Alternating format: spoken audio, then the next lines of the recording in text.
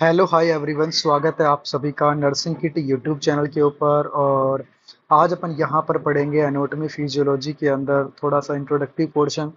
देखिएगा, सबसे पहले बात करते हैं एनाटॉमी की। तो एनाटॉमी क्या होता है? एनाटॉमी का मतलब होता है अपनी बॉडी के अंदर जो भी स्ट्रक्चर पाई जाती हैं, वो स्ट्रक्चर कहाँ पर पाई जाती हैं, कौन सा ऑर्गन किस तरीके से होता है, उसके सामने कौन सा ऑर्गन होता है, पीछे कौन सा होता है। तो एनाटॉमी का मतलब क्या होता है? अपनी बॉडी के अंदर पाए जाने वाली स्ट्रक्चर की स्टडी करना। और फादर ऑफ एनाटॉमी किसे बोला गया है? एंड्रस वेसेलिस को बोला गया है। नेक्स्ट हम बात करेंगे फिजियोलॉजी के बारे में। तो फिजियोलॉजी का मतलब होता है, फिजियोलॉजी क्या है? Is the branch of science, science की एक ब्रांच है that deals with various function of living organism. जो क्या काम करती है? जो भी लिविंग ऑर्गेनिज्म है, जैसे कि कोई ह्यूमन बीइंग हो गया, उसके अंदर अलग अलग टाइप के जो फंक्शन होते हैं वो उनके साथ डील करती है। इसके अलावा ऐसी प्रोसेस जो एक ह्यूमन बीइंग की बॉडी के अंदर चलती हैं और उनको रेगुलेट करती हैं। तो कुल मिला के बात ये है कि एनाटॉमी का मतलब क्या है?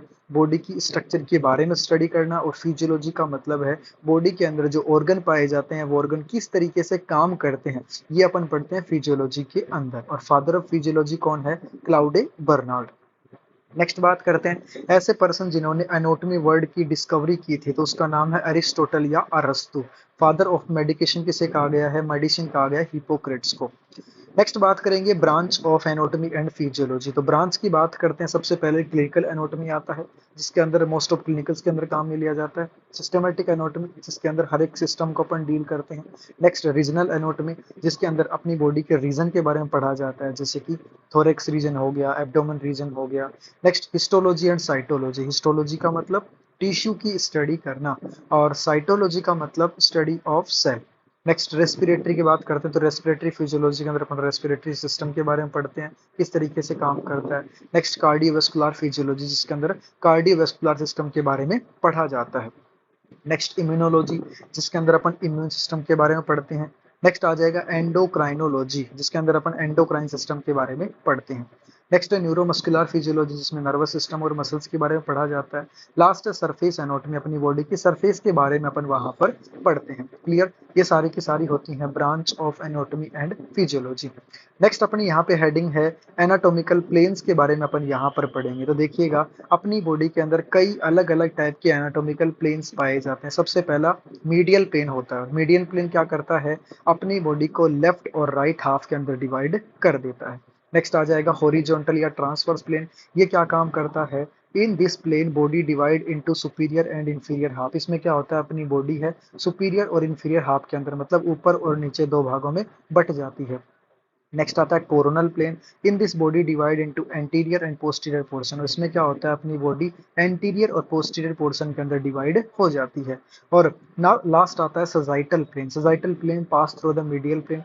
क्या बताया गया कि सजाइटल प्लेन क्या होता है? मीडियल प्लेन को पास कर जाता है, इसीलिए इसको क्या बोलते हैं? मिड सजाइटल प्लेन भी कहा गया है।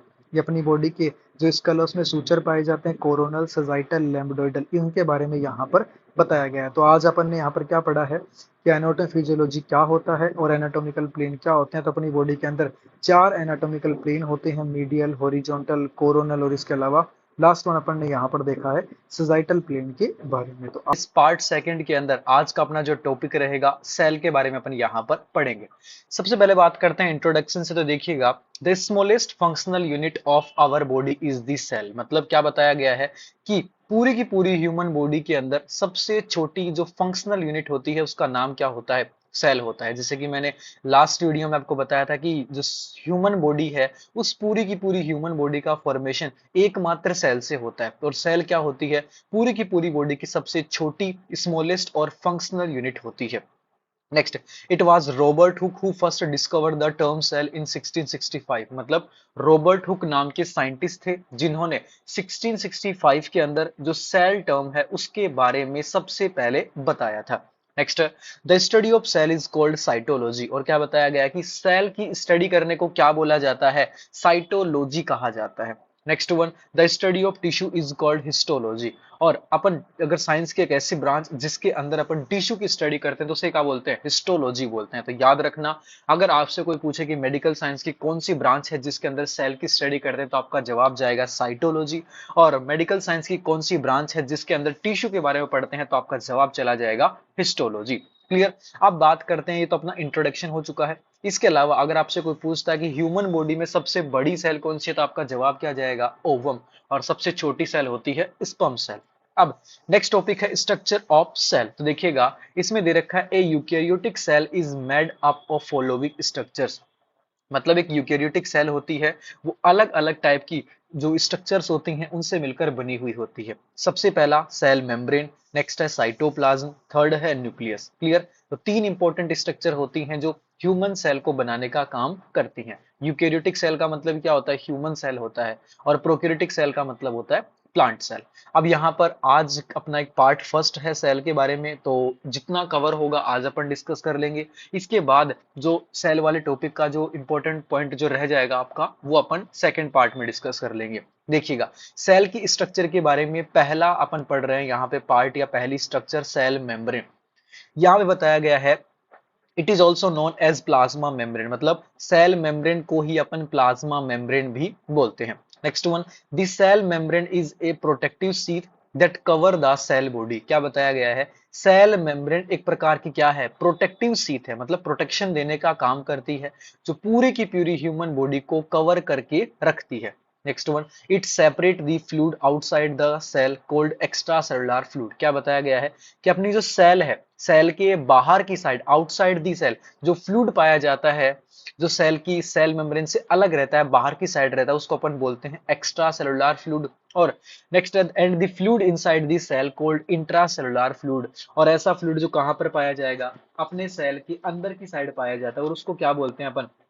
इंट्रासेलुलर फ्लूइड बोलते हैं। तो यहाँ पे क्या बताया गया है कि एक्स्ट्रा सेलुलर फ्लूइड और इंट्रा सेलुलर फ्लूइड, एक्स्ट्रा कहां पर है? सेल के बाहर, और इंट्रा कहां पर है? सेल के अंदर। ये उन दोनों फ्लूइड को डिवाइड करने का काम करती है। Next one, it is a semi permeable membrane. ये क्या होती है प्रकार की? सेमी परमेबल बोले तो अर्ध पारगम्य होती है। Allow free exchange of some substance, मतलब कुछ सब्सटेंस को ये आने देती है और कुछ को नहीं आने देती। अब जिसको आने देगी मतलब वो सेल के लिए बहुत ही ज्यादा जरूरी है, जैसे कि कोई न्यूट्रिएंट्स हो गया, सेल के लिए जरूरी है उसकी ग्रोथ के लिए, तो वो अंदर आ जाएगा मेम्ब्रेन से। नेक्स्ट, अगर कोई टॉक्सिन है जो सेल के लिए नुकसानदायक है, तो ये क्या करती है? उन सारे के सारे सब्सटेंस को सेल में एंटर नहीं होने देती। इसीलिए बोला गया कि सेल मेम्ब्रेन क्या होती है? एक सेमी परमेबल मेम्ब्रेन होती है। नेक्स्ट बात करते हैं कंपोजिशन ऑफ सेल मेम्ब्रेन की। अब ये तो अपन ने देखा है कि सेल मेम्ब्रेन के इंट्रोडक्शन के बारे में। अब बात करते हैं सेल मेम्ब्रेन किन किन कंपोनेंट से मिलकर बनी हुई होती है। तो देखिएगा, यहाँ पे दिया गया है it is made up with 3 layer of substance. ये 3 सब्सटेंस के जो लेयर हैं उनसे मिलकर बनती है। सबसे पहला प्रोटीन लेयर, दूसरा है लिपिड लेयर, और थर्ड आ जाएगा कार्बोहाइड्रेट लेयर। समझ में आया? 3 अलग अलग सब्सटेंस से मिलकर बनती है, प्रोटीन लेयर, लिपिड लेयर और कार्बोहाइड्रेट लेयर। अब इन तीनों के बारे में अपन यहाँ पर डिस्कस करते हैं। सबसे पहले यहां पर दे रखा है स्ट्रक्चर ऑफ सेल मेम्ब्रेन के अंदर लिपिड लेयर। देखिएगा, जो मेजर लिपिड लेयर है सेल मेम्ब्रेन के अंदर, वो 2 कंपोनेंट से मिलकर बनती है। तो यहाँ पे बताया गया the major lipid in cell membrane are phospholipid and cholesterol. मतलब जो मेजर लिपिड होता है सेल मेम्ब्रेन का, उसके अंदर पहला कंपोनेंट है फोस्फोलिपिड और दूसरा होता है कोलेस्ट्रॉल। सबसे पहले बात करते हैं फोस्फोलिपिड की। तो देखिएगा, the phospholipid molecule are formed by phosphorus and fatty acid. जो फोस्फोरस के जो मोलिक्यूल्स होते हैं, वो फोस्फोरस और फैटी एसिड से मिलकर बने हुए होते हैं। नेक्स्ट है, each phospholipid molecule have 2 portion. और हर एक फोस्फोलिपिड के अंदर क्या होते हैं? 2 पोर्शन पाए जाते हैं। इसके अंदर the outer part of phospholipid molecule is the head portion. मतलब जो आउटर पार्ट होता है फोस्फोलिपिड का, वो जो हेड पोर्शन होता है, वो वाटर सोल्यूबल होता है। तो उसको क्या बोलते हैं? हाइड्रोफिलिक एंड बोलते हैं, विच इज वाटर सोल्यूबल। वहीं पर the inner part is the tail portion which is not soluble in the water. और वहीं पे जो फोस्फोलिपिड का जो टेल पोर्शन होता है, जो पूंछ वाला पोर्शन होता है, जो पानी में सोल्यूबल नहीं होता, उसको क्या बोलते हैं? हाइड्रोफोबिक एंड बोलते हैं। देखो, हाइड्रोफोबिक, फोबिया मतलब डर लगना, तो पानी से डर लग रहा है, वो फोस्फोलिपिड के टेल वाले पोर्शन के साथ होता है। और जो इसका आउटर पार्ट होता है या हेड वाला पोर्शन होता है, वो वाटर के अंदर सोल्यूबल होता है। ये तो अपन ने बात कर ली है लिपिड लेयर के अंदर फोस्फोलिपिड की। अब बात करते हैं कोलेस्ट्रॉल की। देखिएगा, the cholesterol molecule are arrange in between the phospholipid. अब देखिएगा, जैसे मान लो लिपिड की बाई लेयर है, लिपिड की बाई लेयर में एक एक मोलिक्यूल जमे हुए हैं किसके, फोस्फोलिपिड के, और उन फोस्फोलिपिड के एक एक मोलिक्यूल के बीच में क्या होता है, कोलेस्ट्रॉल का मोलिक्यूल अरेंज होता है। इस तरीके से एक लिपिड की लेयर, फिर प्रोटीन की लेयर, फिर आगे लिपिड की लेयर। इसीलिए मैंने बोला है कि लिपिड की लेयर क्या होती है, अपने सेल मेम्ब्रेन या प्लाज्मा मेम्ब्रेन के अंदर क्या होती है, बाई लेयर होती है, और उसके बीच में प्रोटीन लेयर होती है। तो नेक्स्ट बात करेंगे प्रोटीन लेयर की। देखिएगा, the protein layer of the cell membrane, अपनी जो प्रोटीन लेयर है सेल मेम्ब्रेन की, are electron dense layer situated on either side of the central lipid layer. मतलब दोनों साइड में इसके लिपिड लेयर होती है और उसके बीच में सेंट्रल ये पाई जाती है। इसके अलावा ये इलेक्ट्रॉन डेंस लेयर है, मतलब इसके आसपास क्या होते हैं, इलेक्ट्रॉन्स वगैरह ट्रांसपोर्ट होते हैं, और बहुत ही टाइट या स्ट्रॉन्ग लेयर होती है ये। Next, the protein substance present in these layer as a mostly glycoprotein, मतलब इसके अंदर जो अपना प्रोटीन लेयर है, इसके अंदर एक प्रोटीन सब्सटेंस पाया जाता है इसकी लेयर के अंदर, और उसका नाम है ग्लाइकोप्रोटीन। अब नेक्स्ट है, these protein molecule are classified into two type. ये जो प्रोटीन के मोलिक्यूल है ये दो भागों में बटे हुए हैं। सबसे पहला इंटीग्रल प्रोटीन और दूसरा है पेरिफेरल प्रोटीन। इंटीग्रल कहां पर होगा, इंटीग्रल अपना बिल्कुल जो प्रोटीन लेयर है, लिपिड लेयर है, उसके बीच में होगा, और पेरिफेरल कहां पर होता है, पेरिफेरी किनारों पे। तो ये कहां पर होता है, किनारों के ऊपर पाया जाता है। तो अपन ने बात कर ली है लिपिड लेयर की, प्रोटीन लेयर की। अब बात करेंगे कार्बोहाइड्रेट लेयर की। देखिएगा, carbohydrate molecule form a thin loose covering over the cell membrane called glycocalyx. क्या बताया गया है कि जो कार्बोहाइड्रेट के मोलिक्यूल्स होते हैं वो एक पतली कवरिंग बनाते हैं अपनी सेल मेम्ब्रेन के बाहर की तरफ, जिसको क्या बोलते हैं अपन, ग्लाइकोकैलिक्स बोलते हैं। ठीक है, some carbohydrate molecule are attach with protein and form glycoprotein. कुछ कार्बोहाइड्रेट के मोलिक्यूल हैं जो प्रोटीन से आकर के जुड़ जाते हैं, प्रोटीन लेयर से जुड़ जाते हैं, प्रोटीन कंपोनेंट से जुड़ जाते हैं, और वो ग्लाइकोप्रोटीन का फॉर्मेशन करते हैं। नेक्स्ट है, some carbohydrates molecule are attach with lipid and form glycolipid. और कुछ कार्बोहाइड्रेट के मोलिक्यूल हैं जो लिपिड से आकर के जुड़ जाते हैं, और जो स्ट्रक्चर बनती है उसका नाम होता है ग्लाइकोलिपिड। तो आपको समझ में आया, कार्बोहाइड्रेट की जो लेयर होती है, एक पतली कवरिंग होती है जो पूरी की पूरी सेल मेम्ब्रेन के बाहर की तरफ पाई जाती है, जिसको ग्लाइकोकैलिक्स बोलते हैं। अगर कार्बोहाइड्रेट का कोई मॉलिक्यूल प्रोटीन से जुड़ गया तो ग्लाइकोप्रोटीन, ग्लाइको मतलब ग्लूकोज, ग्लूकोज क्या होता है, कार्बोहाइड्रेट। और कुछ कार्बोहाइड्रेट के मॉलिक्यूल अगर लिपिड से जुड़ गए तो क्या बनाएंगे, ग्लाइकोलिपिड। क्लियर। अब बात करते हैं सेल के अंदर पहला कंपोनेंट सेल मेम्ब्रेन, यहां पर अपना पूरा होता है, बस उसके अंदर अपना फंक्शन रह चुका है। तो फंक्शन की अपन यहां पर बात कर लेते हैं। देखिएगा, फंक्शन ऑफ सेल मेम्ब्रेन के अंदर बात करें, सबसे पहला सेल मेम्ब्रेन का काम होता है protective function. Cell membrane cytoplasm को और उसके अंदर पाए जाने वाले अलग अलग ऑर्गेनेली को क्या करती है, प्रोटेक्ट करती है। तो यहाँ पे यही बोला गया कि सेल मेम्ब्रेन प्रोटेक्ट करती है साइटोप्लाज्म और ऑर्गेनेली को, जो कि सेल के अंदर पाए जाने वाले साइटोप्लाज्म में पाए जाते हैं। दूसरा फंक्शन होता है सेलेक्टिव परमिएबिलिटी का, मतलब सेल मेम्ब्रेन एक तरीके से सेमी परमिएबल मेम्ब्रेन की तरह काम करती है, जो उन्हीं सब्सटेंस को अलाउ करती है जो सेल के लिए जरूरी है। तो दो फंक्शन हो गए, protective function, selective permeability. Next बात करते हैं, थर्ड फंक्शन आ जाएगा absorptive function. Nutrients are absorb into the cell through cell membrane. जो न्यूट्रिएंट्स होते हैं अपनी सेल के अंदर सेल मेम्ब्रेन के द्वारा उनका एब्जॉर्प्शन होता है। Fourth function excretory function. इसमें बताया गया metabolites and other waste product from the cell membrane are excreted out through the cell membrane. क्या बताया गया कि जितने भी मेटाबोलाइट्स हैं, अदर वेस्ट प्रोडक्ट हैं जो कि सेल मेम्ब्रेन से आ रहे हैं, ये सारे के सारे सेल मेम्ब्रेन के द्वारा बाहर एक्सक्रीट आउट कर दिए जाते हैं। नेक्स्ट आ जाएगा एक्सचेंज ऑफ गैस, के अंदर भी हेल्प करती है। आगे आप रेस्पिरेटरी सिस्टम पढ़ोगे तब आपको समझ में आएगा किस तरीके से गैस का एक्सचेंज होता है, और वहां पर सेल मेम्ब्रेन अपना एक रोल निभाती है। 5 फंक्शन हो चुके हैं। और लास्ट फंक्शन आ जाएगा maintenance of shape and size of the cell. ये क्या काम करती है, अपनी सेल की शेप और साइज को बनाए रखने के अंदर हेल्प करती है। तो टोटल 6 फंक्शन अपन ने यहाँ पर देखे हैं। सबसे पहला function protective function, selective permeability, absorptive function, excretory function, exchange of gases, और maintenance of shape and size of the cell. Clear. तो आज की इस इंपॉर्टेंट वीडियो के अंदर अपन ने यहाँ पर क्या क्या देखा है, अपन ने यहाँ पर पढ़ा है कि जो सेल है वो क्या होता है, उसका इंट्रोडक्शन। इसके अलावा स्ट्रक्चर ऑफ द सेल के अंदर मैंने आपको बताया 3 कंपोनेंट होते हैं, सेल मेम्ब्रेन, साइटोप्लाज्म, न्यूक्लियस। और आज करते हैं साइटोप्लाज्म से सेल की स्ट्रक्चर के अंदर सेकंड पार्ट आता है। The cytoplasm is the fluid present inside the cell. Cytoplasm क्या होता है, एक तरीके का फ्लूइड होता है जो सेल के अंदर की तरफ पाया जाता है। Next, it contain a clear liquid fluid known as cytosol. और ये क्या होता है, एक क्लियर लिक्विड फ्लूइड होता है, और उस क्लियर लिक्विड फ्लूइड को क्या बोलते हैं, ओनली और ओनली उस फ्लूइड को साइटोसोल बोलते हैं। देखो, साइटोप्लाज्म क्या है, फ्लूइड भी है, और उसके अंदर कई अलग अलग टाइप के ऑर्गेनेली पाए जाते हैं। अगर मैं ओनली क्लियर फ्लूइड की बात करूं तो उसको क्या बोलते हैं, साइटोसोल बोलते हैं। विच कंटेन वेरियस सब्सटेंस, उसके अंदर कई सारे सब्सटेंस पाए जाते हैं, जैसे कि प्रोटीन, कार्बोहाइड्रेट, लिपिड, इलेक्ट्रोलाइट्स। अब एक फ्लो चार्ट से अपन यहां पर समझते हैं। देखिएगा, सेल के ऑर्गेनेली होते हैं, दो टाइप के होते हैं, मेम्ब्रेन बाउंड वेसिकल्स जिसके ऊपर मेम्ब्रेन पाई जाएगी, और नॉन मेम्ब्रेन सेल ऑर्गेनेली जिसके ऊपर मेम्ब्रेन नहीं पाई जाएगी। अब कौन कौन से ऑर्गेनेली हैं जिनके ऊपर मेम्ब्रेन पाई जाती है? सबसे पहला endoplasmic reticulum, next Golgi complex, next mitochondria, next membrane bound vesicles.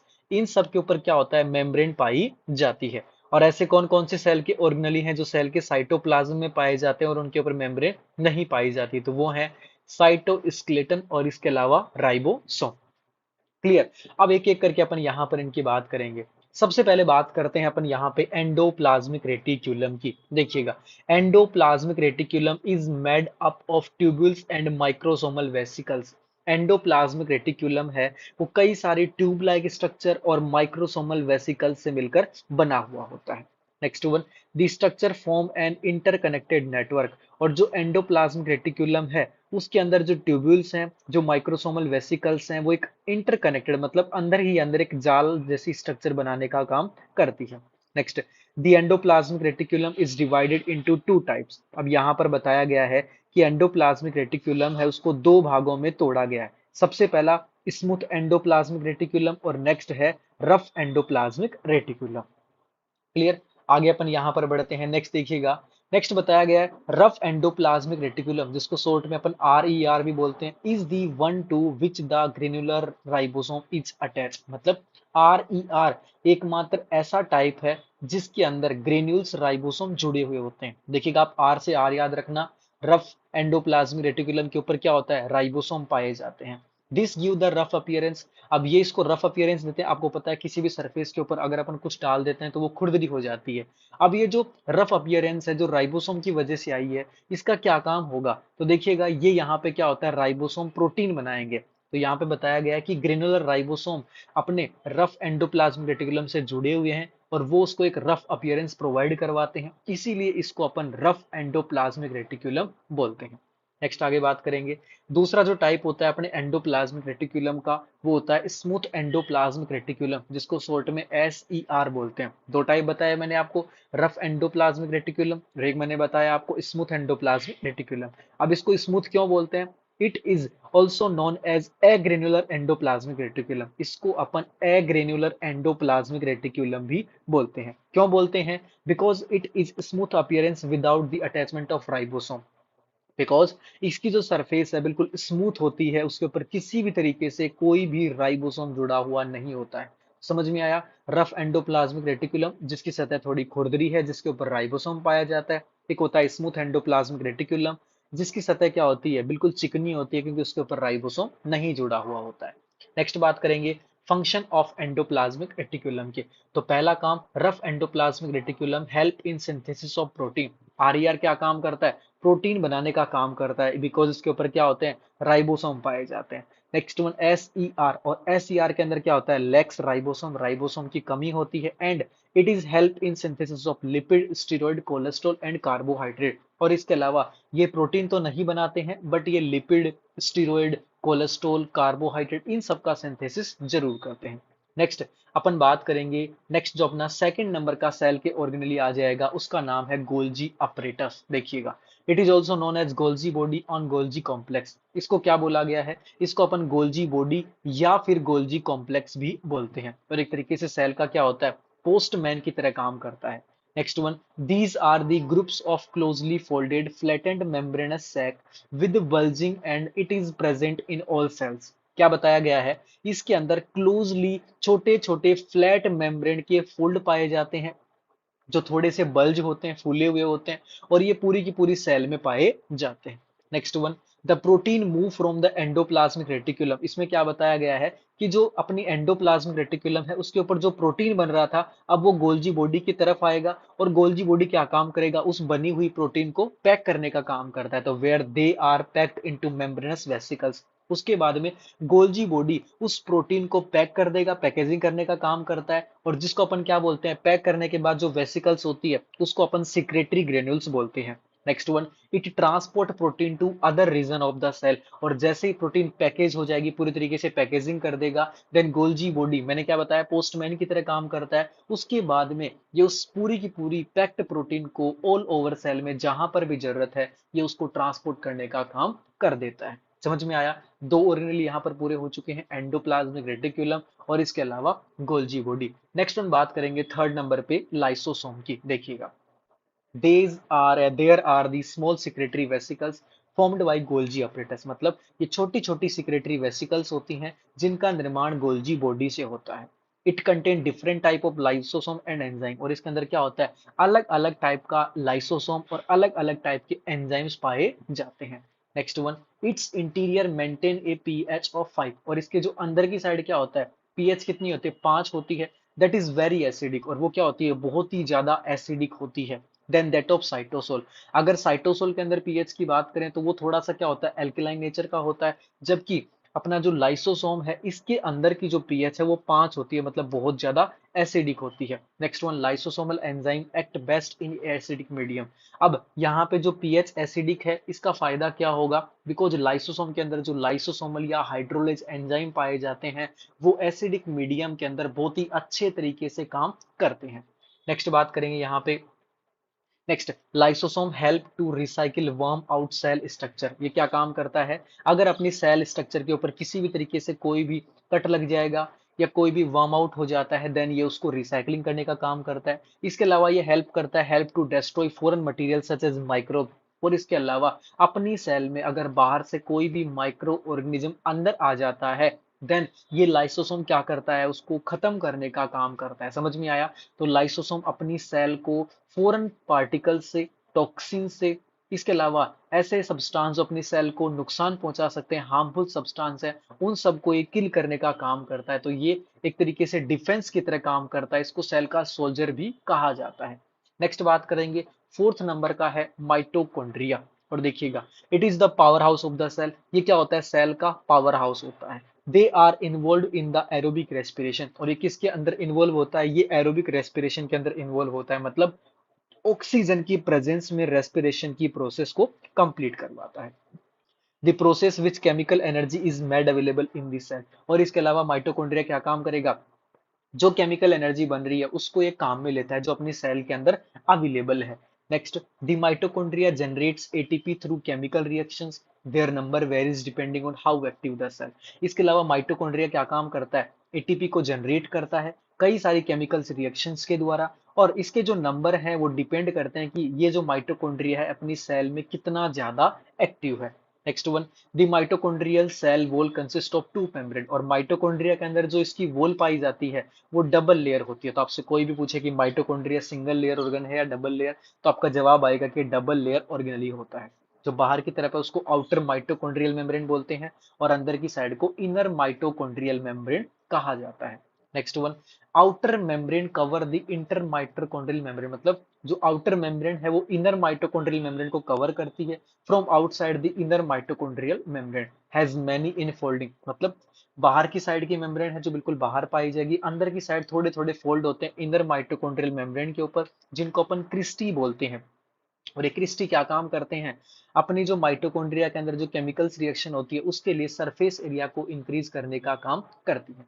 Next one, the large area present at the centre of mitochondria is called matrix. क्या बोला गया है, माइटोकॉन्ड्रिया के अंदर जो लार्ज एरिया पाया जाता है उसके अंदर क्या होता है, सेंटर के अंदर एक फ्लूइड पाया जाता है जिसको अपन मैट्रिक्स बोलते हैं। तो मैट्रिक्स क्या है, इज फ्लूइड फिल्ड कैविटी, एक फ्लूइड है जो कैविटी में भरा हुआ होता है, जो कहां पर है, इनर और आउटर मेम्ब्रेन के जस्ट बीच में पाया जाता है। Next one, the wall of the inner and outer mitochondrial membrane has the same structure. जो अपनी माइटोकॉन्ड्रिया की जो मेम्ब्रेन होती है और इसके अलावा सेल की जो मेम्ब्रेन होती है, इन दोनों की जो स्ट्रक्चर है बिल्कुल सिमिलर होती है। एज ए प्लाज्मा मेम्ब्रेन और माइटोकॉन्ड्रियल मेम्ब्रेन दोनों का कंपोजिशन बिल्कुल सेम होता है। नेक्स्ट बात करेंगे नेक्स्ट सेल का जो ऑर्गेनली है उसका नाम है राइबोसोम। देखिएगा ये क्या होते हैं, they are the granular structure, ये एक ग्रेनुलर स्ट्रक्चर होते हैं जिसके अंदर प्रोटीन और आरएनए पाया जाता है। नेक्स्ट वन, ये क्या काम करते हैं, प्रोटीन बनाने का काम करते हैं। तो यहाँ पे लिख रखा है they are the sites for the protein synthesis, और ये प्रोटीन सिंथेसिस के लिए क्या करते हैं, साइट प्रोवाइड करवाएंगे। इसके अलावा ये सिंथेसिस करते हैं किस चीज का, एमिनो एसिड का, जो कि आरएनए में काम आता है। इसके अलावा राइबोसोम कहाँ पर पाया जाता है, अपनी सरफेस के ऊपर पाया जाता है। किसकी सरफेस के ऊपर, एंडोप्लाज्मिक रेटिकुलम की सरफेस के ऊपर। और यहाँ पर क्या काम करता है, सिर्फ और सिर्फ प्रोटीन को बनाने का काम करता है। उसका ट्रांसपोर्टेशन का, उसकी पैकेजिंग का काम किसका होता है, गोल्जी बॉडी का होता है। Next one, some of the ribosome are free और अनअटैच। कुछ राइबोसोम्स क्या होते हैं, अपनी सेल के अंदर बिल्कुल फ्रीली मूव करते रहते हैं, किसी से जुड़े हुए नहीं होते हैं। और ये क्या काम करेंगे, प्रोटीन तो बनाएंगे, सिंथेसिस करते हैं प्रोटीन कहाँ पर, साइटोसोल के अंदर। Next one, ribosome are all present in mitochondria and they synthesis mitochondrial protein. और इसके अलावा राइबोसोम क्या होते हैं, माइटोकॉन्ड्रिया में भी पाए जाते हैं और वहां पर माइटोकॉन्ड्रियल प्रोटीन को बनाने का काम करते हैं। क्लियर। और नेक्स्ट अपना जो ओरिजिनली आ जाएगा जिसका नाम है साइटोस्केलेटन। देखिएगा, these are the small protein fiber, ये छोटे छोटे प्रोटीन के फाइबर्स होते हैं। इसके अंदर 3 या 4 इंपॉर्टेंट स्ट्रक्चर्स हैं, microfilaments, microtubules, centrosome, cell extension. वैसे सेंट्रोसोम इसमें नहीं पढ़ते हैं, इसमें ओनली 3 स्ट्रक्चर्स पढ़ते हैं, माइक्रोफिलामेंट, माइक्रोट्यूब्यूल्स और सेल एक्सटेंशन। सबसे पहले बात करेंगे माइक्रोफिलामेंट की। देखिएगा, माइक्रोफिलामेंट क्या है, छोटे छोटे प्रोटीन के फाइबर्स होते हैं। ये क्या काम करेंगे, अपनी सेल को स्ट्रक्चरली सपोर्ट देते हैं और सेल की शेप को बनाए रखते हैं। और इसके अलावा ये हेल्प करते हैं किसके अंदर, अपनी सेल के अंदर जो कॉन्ट्रेक्शन होता है, जो मसल सेल्स के अंदर, उनको ये मूव करवाने के अंदर हेल्प करते हैं। नेक्स्ट बात करेंगे माइक्रोट्यूब्यूल्स। तो माइक्रोट्यूब्यूल्स क्या होते हैं, लार्ज कॉन्ट्रेक्टाइल प्रोटीन के फाइबर्स होते हैं जो अपनी सेल के अंदर जो ऑर्गेनली पाए जाते हैं उनका मूवमेंट करवाते हैं। इसके अलावा सेल डिवीजन के टाइम जो क्रोमोसोम्स है उनका ये मूवमेंट करवाते हैं, कौन, माइक्रोट्यूब्यूल्स। तो माइक्रोफिलामेंट की बात कर ली है, माइक्रोट्यूब्यूल्स की अपन ने यहाँ पर बात कर ली है। और नेक्स्ट बात करेंगे सेल के एक्सटेंशन की। तो देखिएगा, इसके अंदर सीलिया और फ्लैजिला पाए जाते हैं जो कि प्लाज्मा मेम्ब्रेन से लेके अपने जो माइक्रोट्यूब्यूल्स हैं, इसके अलावा कई सारी स्ट्रक्चर्स हैं उनसे बाउंड होते हैं। इसके अलावा सीलिया क्या होते हैं, हेयर लाइक प्रोजेक्शन होते हैं जो कई सारी सेल्स के फ्री बॉर्डर के ऊपर पाए जाते हैं और वहां पे मूवमेंट करवाने का काम करते हैं। जैसे कि अपने रेस्पिरेटरी ट्रैक में जो म्यूकस बन जाता है उसको बाहर निकालने के अंदर भी सीलिया का रोल होता है। इसके अलावा फ्लेजिला क्या होते हैं, सिंगल लॉन्ग स्ट्रक्चर्स होती है जो हेल्प करती है अपने सेल के मूवमेंट के अंदर, जैसे कि टेल ऑफ द स्पम जो कि एक तरीके से फ्लेजिला का एग्जांपल है। क्लियर, ये अपन ने बात कर ली है सेल के ऑर्गेनली की। एक लास्ट अपना ऑर्गेनली बचता है जो है सेंट्रोसोम। देखिएगा, सेंट्रोसोम के अंदर पेयर ऑफ सेंट्रियोल्स पाए जाते हैं। और सेंट्रियोल्स क्या होते हैं, छोटे छोटे क्लस्टर होते हैं माइक्रोट्यूब्यूल्स के, मतलब छोटे छोटे गुच्छे होते हैं माइक्रोट्यूब्यूल्स के। और सेंट्रोसोल बहुत ही ज्यादा इंपॉर्टेंट रोल निभाता है किसके अंदर, सेल डिवीजन के अंदर। क्लियर, तो यहां पर आपको समझ में आ गया।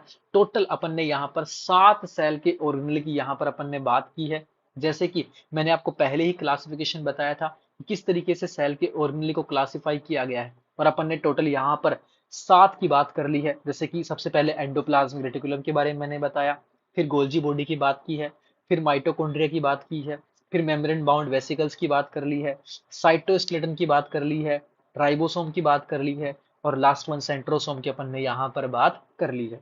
सेल के स्ट्रक्चर्स के बारे में पढ़ रहे थे, न्यूक्लियस के बारे में आज अपन यहाँ पर पढ़ेंगे। सबसे पहले बात करते हैं न्यूक्लियस। एक सेल का क्या होता है, ब्रेन ऑफ द सेल होता है, मतलब अपनी सेल के अंदर जो भी एक्टिविटी चल रही होती है उन सारी की सारी एक्टिविटी को ये कंट्रोल करने का काम करता है। और जो न्यूक्लियस की डिस्कवरी है वो किसने की थी, रॉबर्ट ब्राउन ने की थी।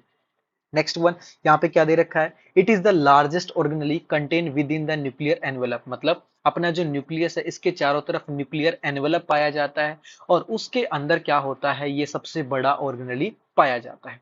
Most of cells contain nucleus except a mature RBC, मतलब पूरी की पूरी बॉडी की सेल्स के अंदर न्यूक्लियस पाया जाता है, सिर्फ एक मेच्योर आरबीसी को छोड़ करके। Next one, some other cells have multiple nuclei such as skeletal muscles, और अपनी बॉडी में कई ऐसी सेल्स भी होती हैं जिसके अंदर मल्टीपल न्यूक्लियस, मतलब एक से ज्यादा न्यूक्लियस भी पाए जाते हैं, जैसे कि बात करें तो skeletal muscles.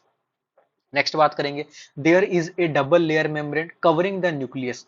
Cold nuclear envelope. क्या बोला गया है कि अपना जो न्यूक्लियस है उसके चारों तरफ एक डबल लेयर की मेम्ब्रेन होती है जिसको न्यूक्लियर एनवेलप बोला जाता है। और उसके अंदर क्या होता है, and the pore present in the nuclear envelope, और उस न्यूक्लियर एनवेलप के अंदर क्या होते हैं, छोटे छोटे पोर, छोटे छोटे छेद पाए जाते हैं जिसको अपन न्यूक्लियर पोर बोलते हैं।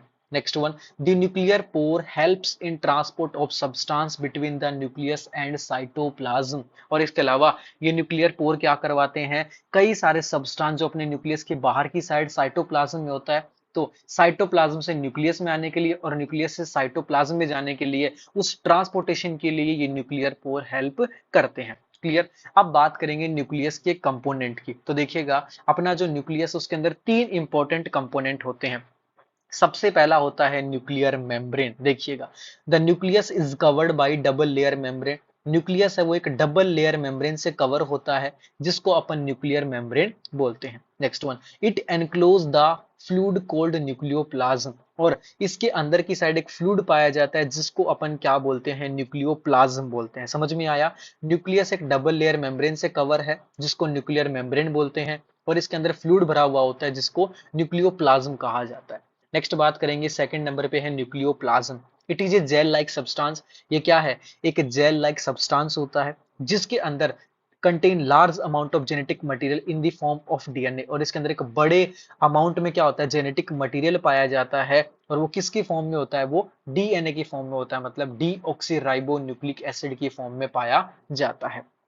तो अपन यहां पर बात कर रहे थे न्यूक्लियस के कंपोनेंट की। पहला न्यूक्लियर मेम्ब्रेन, दूसरा न्यूक्लियोप्लाज्म, और थर्ड बात करेंगे न्यूक्लियोलाई। तो देखिएगा न्यूक्लियोलाई क्या होता है, one or more nucleoli are present in each nucleus, मतलब हर एक न्यूक्लियस के अंदर एक या एक से ज्यादा न्यूक्लियोलाई पाए जाते हैं। Next one, the nucleolus contains RNA and some other protein. और इस न्यूक्लियोलस के अंदर क्या होता है, आरएनए और कुछ अलग अलग टाइप की प्रोटीन्स पाई जाती हैं। क्लियर। तो सबसे पहले बात कर ली न्यूक्लियर मेम्ब्रेन की, न्यूक्लियोप्लाज्म की और न्यूक्लियोलस की। ये तीन क्या होते हैं, अपने न्यूक्लियस के कंपोनेंट या इसके पार्ट्स होते हैं। अब बात करेंगे फंक्शन ऑफ न्यूक्लियस की। तो पहला फंक्शन है control the cell activity. Nucleus क्या काम करता है, सेल की एक्टिविटी को कंट्रोल करता है, मतलब अपनी सेल में कहां पर प्रोटीन बनाना है, कहां पर प्रोटीन को भेजना है, कितनी एनर्जी बनानी है, कौन सा बाहर से माइक्रो ऑर्गेनिज्म आ रहा है उसको खत्म करना है, सारी की सारी एक्टिविटीज को कंट्रोल कौन करता है, न्यूक्लियर। तो न्यूक्लियस क्या है, अपनी सेल का ब्रेन, अपनी सेल का मास्टर होता है। Next one, control the cell division. और इसके अलावा न्यूक्लियस क्या काम करता है, सेल डिवीजन को कंट्रोल करता है, किसके द्वारा, जीन्स के द्वारा। थर्ड नंबर पे बात करेंगे स्टोर दी जेनेटिक इंफॉर्मेशन। और इसके अलावा न्यूक्लियस क्या काम करता है, जेनेटिक इंफॉर्मेशन को स्टोर करके रखता है, और इसके अलावा ट्रांसफर करता है this information to one generation to another generation. और इसके अलावा न्यूक्लियस क्या काम करता है, जो इंफॉर्मेशन होती है उसको एक जनरेशन से दूसरी जनरेशन के अंदर ट्रांसफर करने का काम करता है। और लास्ट वन, सिंथेसिस आरएनए। और न्यूक्लियस क्या काम करता है, आरएनए का भी सिंथेसिस करवाता है। क्लियर। तो अपन ने चार फंक्शन की बात की है। सेल की एक्टिविटी को कंट्रोल करता है, सेल के डिवीजन को कंट्रोल करता है, जेनेटिक मटेरियल को स्टोर करके रखता है, और आरएनए का सिंथेसिस करवाता है। क्लियर। इस तरीके से आपका जो सेल का टॉपिक है वो टोटली आज इस पार्ट के अंदर अपना यहाँ पर पूरा हो जाता है। कुछ इंपॉर्टेंट पॉइंट और आते हैं सेल के अंदर। Cell death. देखिएगा सेल डेथ है वो दो तरीके से होती है। एक होता है अपोप्टोसिस, इसका मतलब क्या होता है, सेल की नेचुरली डेथ होती है। और एक वर्ड आता है नेक्रोसिस, इसके अंदर सेल का मर्डर, मतलब कोई ना कोई बीमारी की, कोई ना कोई इन्फेक्शन की वजह से सेल की डेथ हो चुकी है। क्लियर। तो ये यहाँ पे आज का अपना इंपॉर्टेंट टॉपिक सेल जो है वो कंप्लीट होता है।